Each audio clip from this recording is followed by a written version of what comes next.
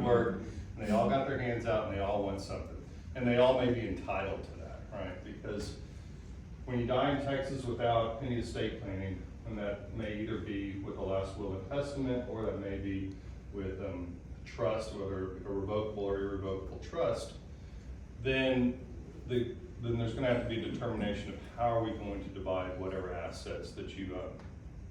And if you don't have anything in place, and there's creditors or there's assets that need to be distributed, then you're gonna go to the court and you're gonna do what's called a determination of heirship, right? So the court is going to make a determination of who your heirs are. And that's gonna include everybody. That's gonna include the brother that you didn't want, or the son that, you know, you were gonna exclude otherwise. It could, if you don't have children, it could go to your siblings, it could go to your cousins, it could kind of expand out depending on, you know, who's alive at the time of your death. And the court's gonna make that determination, and they're gonna issue an order that says, here are your heirs. And then there's gonna be a determination of who should be appointed to do the administration of that, right? And say, okay, now go pay the creditors, go liquidate the assets, go find all these people, right?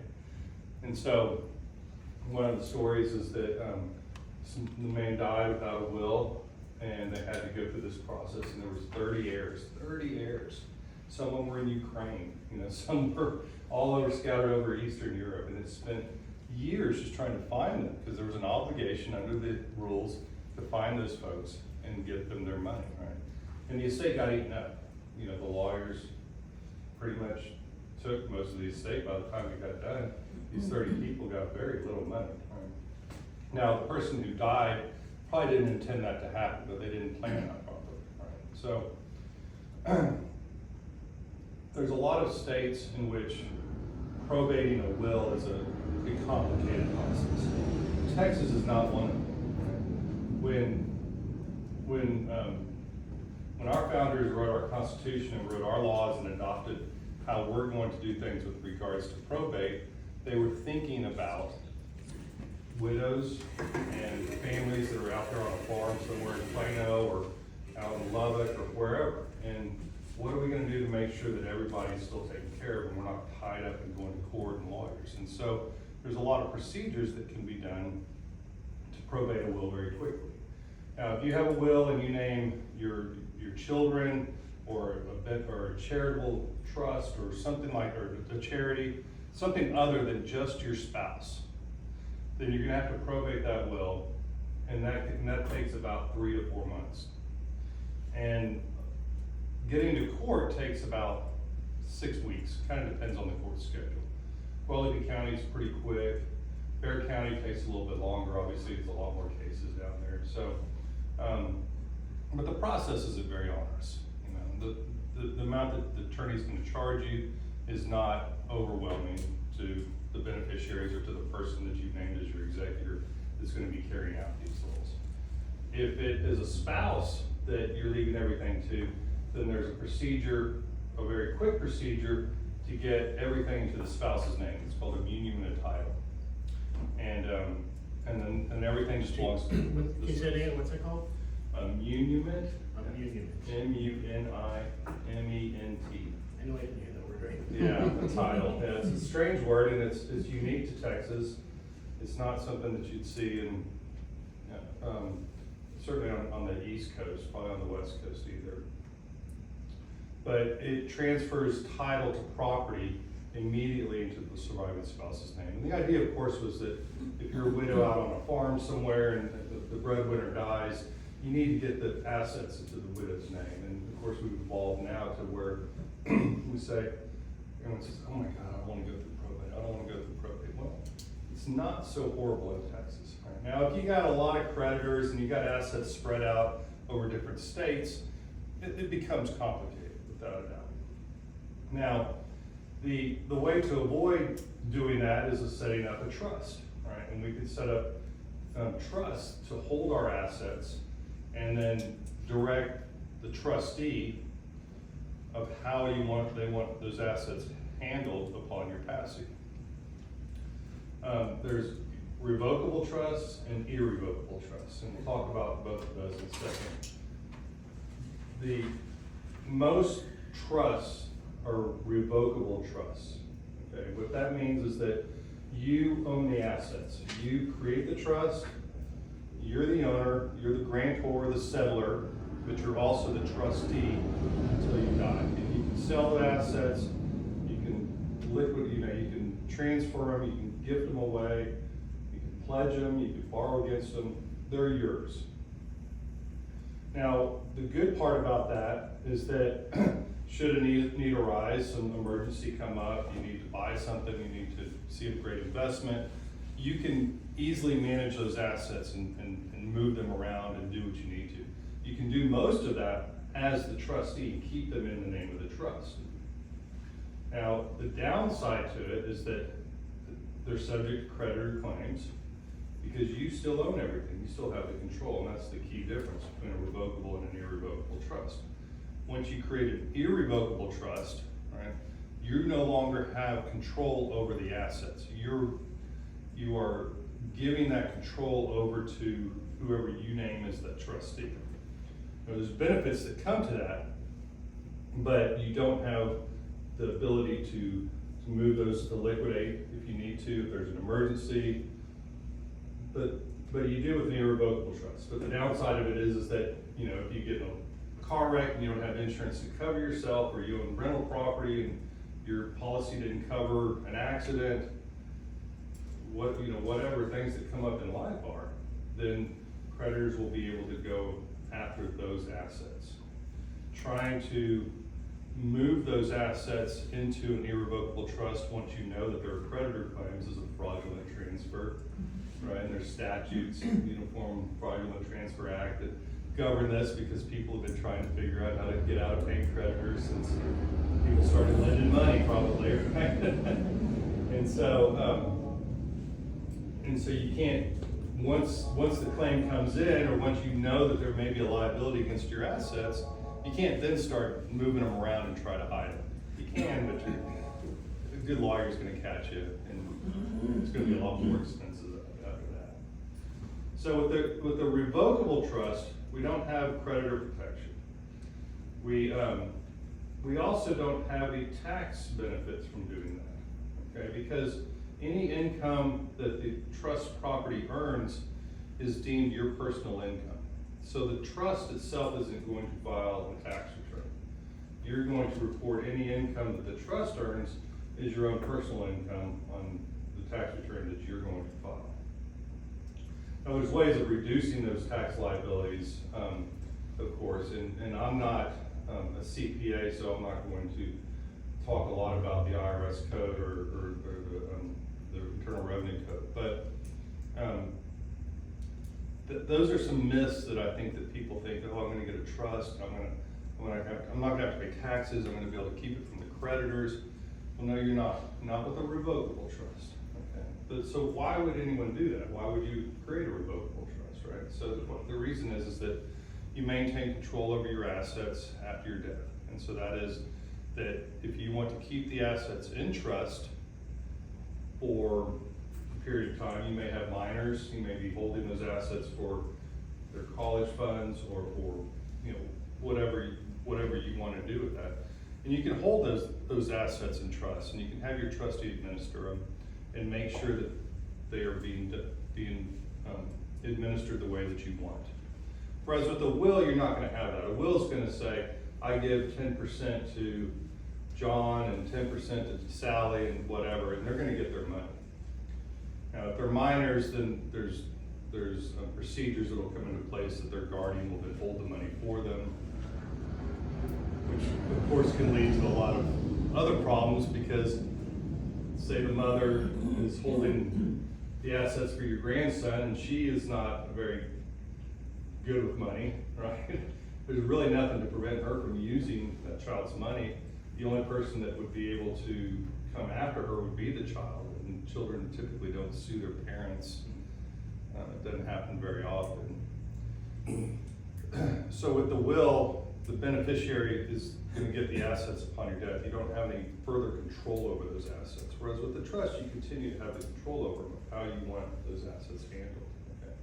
The second thing is that it does avoid probate. If the trust is fully and correctly funded, then you're not going to have to go to probate, which means you don't have to pay the attorney to go and file an application and be appointed as an administrator and executor and follow all the procedures that are within the family code, or the estate's code, excuse me.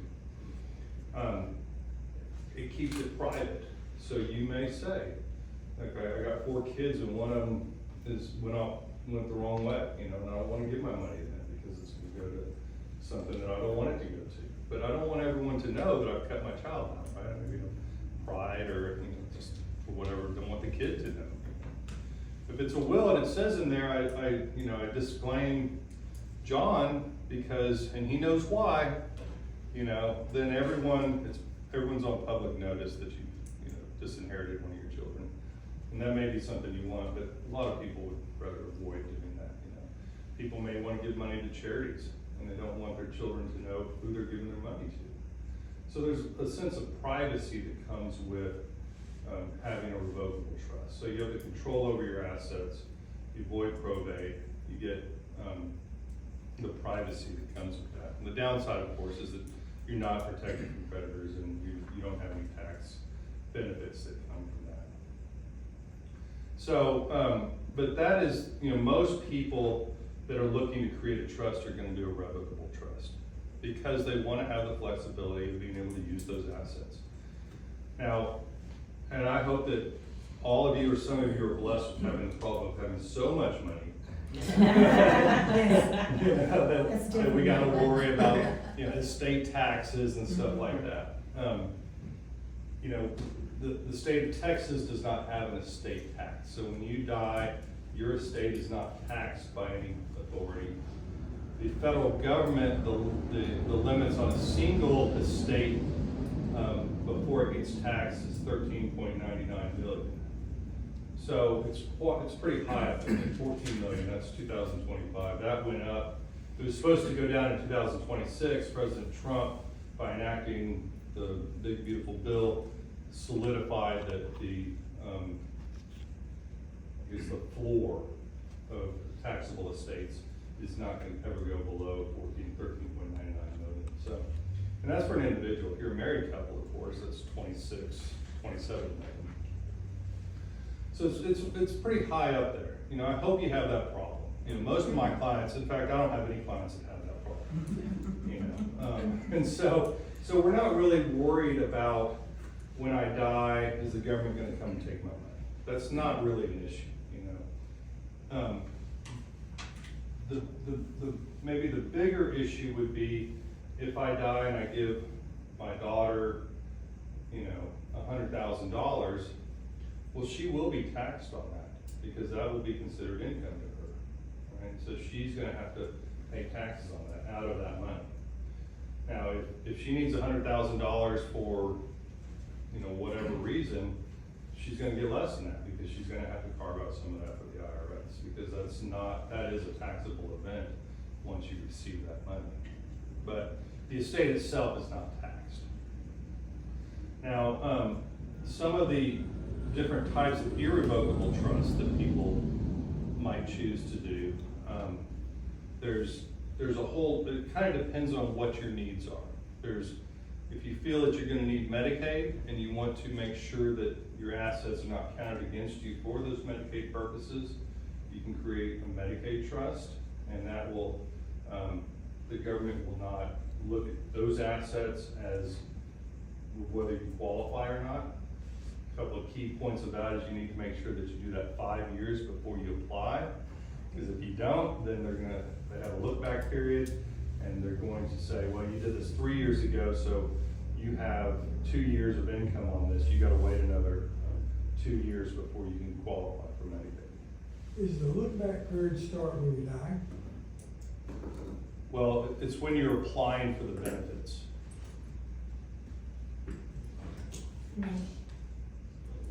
You follow me? Yeah.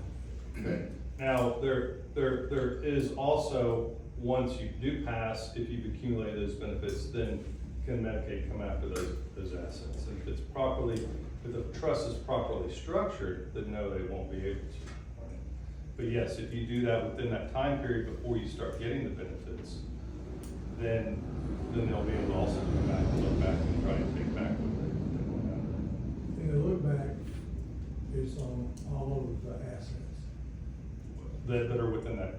within the trust. Well, it would be on all of your assets, yes, but obviously if this is a concern, you're gonna structure that trust so that your assets are minimized, that are being counted towards, you know, what you own for purposes of the Medicaid. Right? So Jason, the time to think about that is 5 years before you're gonna file for Medicaid. That's right. Yeah. That's when you'd be looking to do that. Yeah. And that trust is an irrevocable trust, so you're gonna have a third-party trustee. You can't be your own trustee. You have to have somebody else that is handling it. Can't undo it. Once it's done, those assets are in there. Of course, you can pick how those assets are distributed upon your passing.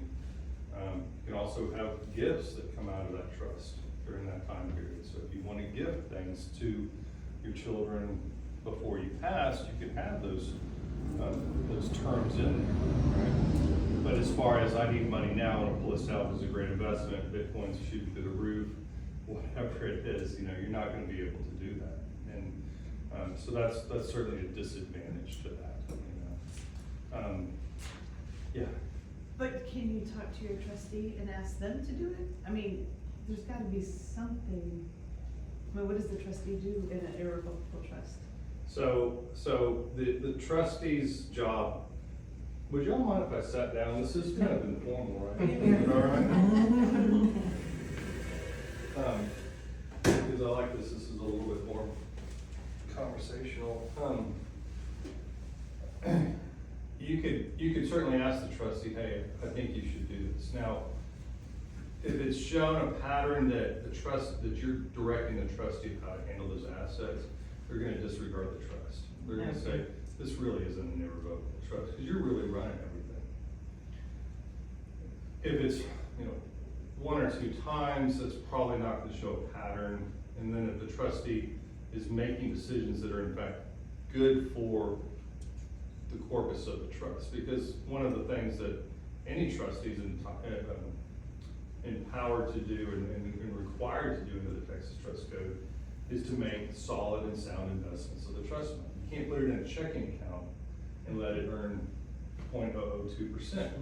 But you also can't go buy Bitcoin because you're gonna lose your money, right? And so what's the balance in there, you know? And it's obviously hard right now with trustees because we haven't had a lot of big returns on money markets and whatnot. And so, you know, how do you balance that? And if you're handling a lot of money as a trustee, and this is why you want to have, if you're going to name someone to do this, make sure that they understand they have some financial education, right? Because you don't want somebody that doesn't know what they're doing buying Bitcoin for you, and then your trust corpus is gone, and benefits that you wanted for it are not there.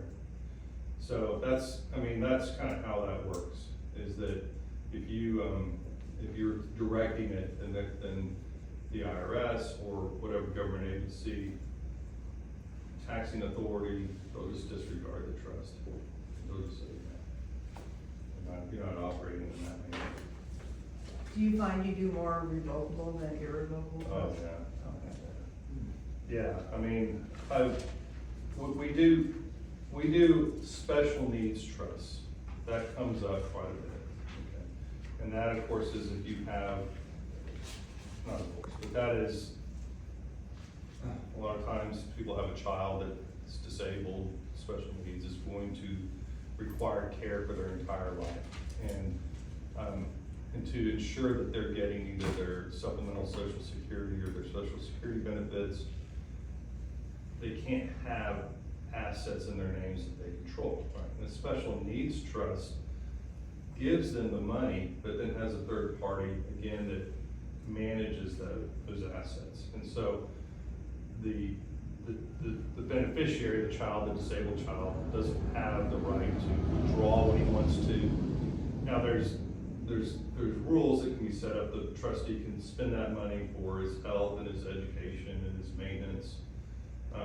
If need be, you know, if there's medical things that need to be done, or he can spend a certain amount each year. I think each month there's a limit as to what can actually be spent, and then you have to start justifying it.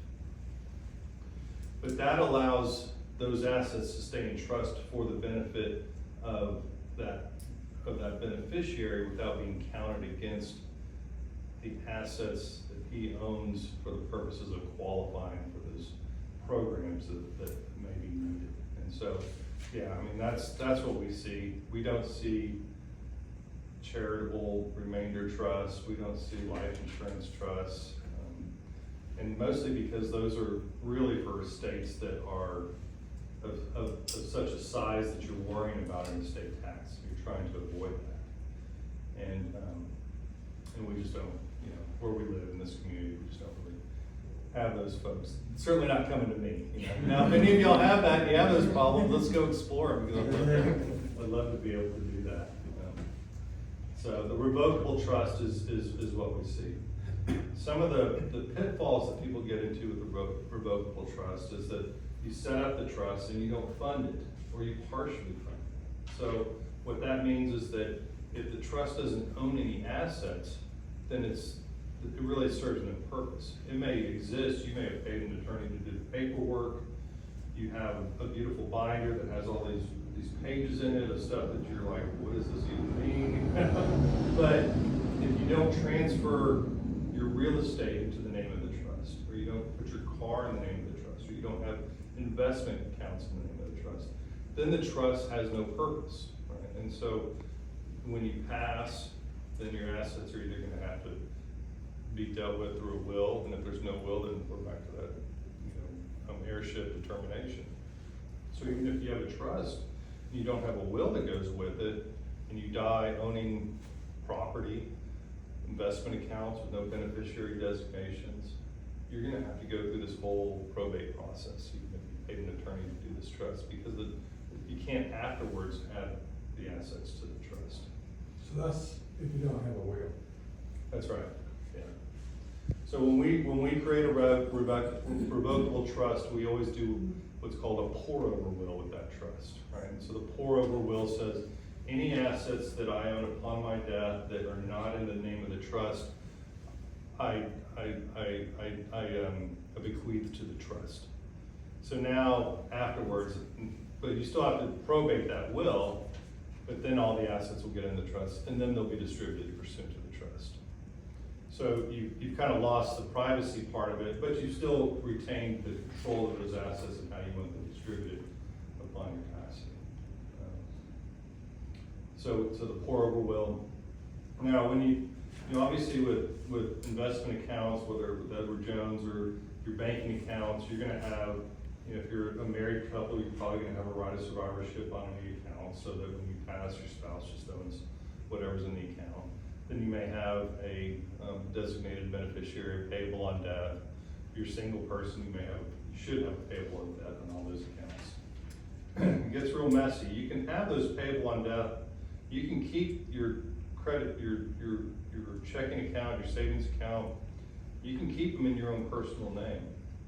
You don't have to put them in the trust, because there's no tax advantage to it. There's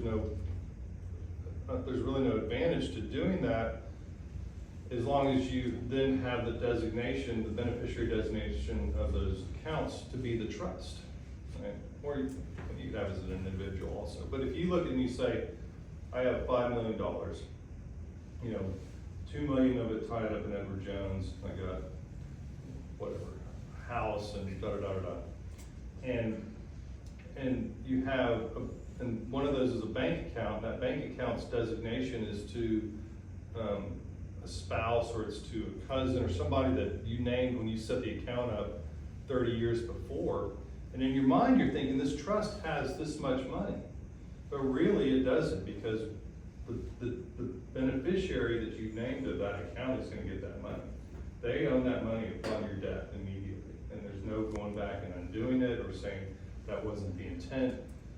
And the reason of that is because you have a contract. It's a private contract you have with that financial institution, just like they'll have with Edward Jones. Any money that they hold is by contract. I give you my money, you invest it, you give it back to me when I want it, whatever it may be. And because that's a contract, then the financial institution is not bound by anything other than the terms that you've negotiated between the two parties. And if you don't tell them, I want this money to go to my trust or wherever it is, then they're either going to, if you have, whoever you named on file is gonna get it. Or if there's nobody named, then they're gonna hold it, and they're gonna throw their hands up and say, go to probate and figure it out. And you're not gonna get access to that money, and that happens a lot, right? That was something I learned too. When I moved back to San Antonio, I put my friend who's close to me, you know, because my sister lives over there by Lackland, so she was a little far away. And then my friend's health was failing. I thought, well, you know what? We're the same age, but my health is a whole lot better than hers. Yeah. And so I went into my bank thinking I could take her off and put my sister on it. They said, oh no, we need a death certificate or we need her to come in so I could remove her and put my sister on it. So it was a little complicated. So my friend didn't die. So, but I did take her in there one day and said, I need to remove her from my account and put my sister on my account. Didn't put my daughter because I'm waiting for her to grow up and be mature, which might happen after I die. So, but yeah, and I didn't realize that. And the same thing with what you were talking about, the title, until I sat in on one of these. Again, I didn't realize that I was married and my spouse passed on, that his share of the house would not be mine. Until I was sitting there going, what? I mean, and I was sitting with a lot of married couples and they're going, what? That you have to designate that community thing, who gets his portion. So if he had children before we married or whatever, they could have come and said, you have to sell the house because we want our half. And so it's a couple of things that you learn, that you assume that because you are who you are and you own this stuff, that it's gonna happen that way. Same thing with my car. You know, I didn't know that I could designate, if I don't die in an auto crash, I can designate. And then my daughter was saying, I'll get your car woman. I said, no, you will not. You have your car. Mommy already gave you 2 cars, that's it. You know, now it's on your, but yeah, so those are things that don't have to be included in the will. You can designate ahead of time who they would go to, and then they don't have to go through probate, correct? Well, that's true, yeah, there's certainly things that you can do with regards to that. I mean, you know, vehicles, if